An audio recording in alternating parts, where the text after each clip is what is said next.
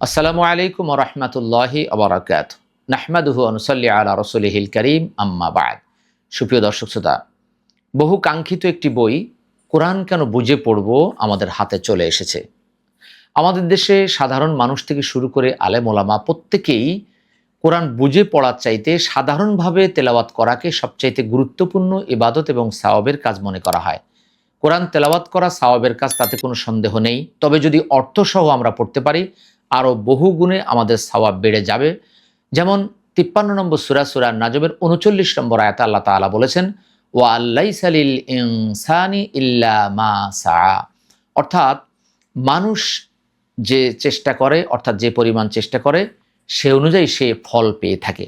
অতএব আমরা সাধারণভাবে যদি তেলাওয়াত করি, এটা আমাদের চেষ্টা পরিশ্রম যেমন হয়, আমরা যদি অর্থসহ কোরআন তেলাওয়াত করতে পারি, আমাদের চেষ্টা পরিশ্রম আরও বহুগুণে বেড়ে যায়।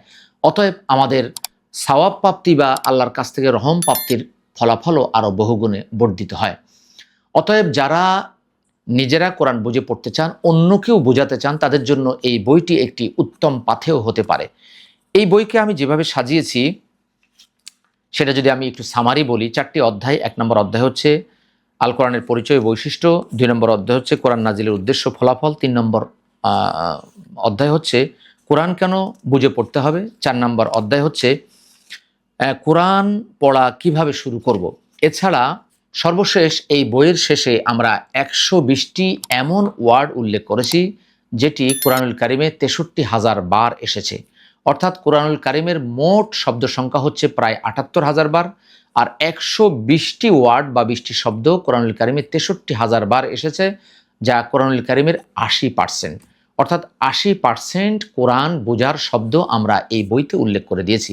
অতএব আমরা যদি এই বইটি নিজেরা পড়ি এবং অন্যকেও বুঝে পড়ার জন্য উপহার হিসাবে দিতে পারি, তাহলে ইনশাআল্লাহ কোরআন বুঝে পড়ার পথে আমরা প্রত্যেকেই আরও বহুগুণে এগিয়ে যেতে পারবো। আল্লাহ তাআলা আপনাকে আমাকে এই বইটি পড়ে সে অনুযায়ী কোরআন বুঝে আল্লাহর সন্তুষ্টি পথে এগিয়ে যাওয়ার এবং কোরআন সুন্নাহ অনুযায়ী আমল করার ও প্রচার প্রসার করার তৌফিক দান করুন। কুরআন সুন্নাহ ফাউন্ডেশন, কুরআন সুন্নাহ ফাউন্ডেশন।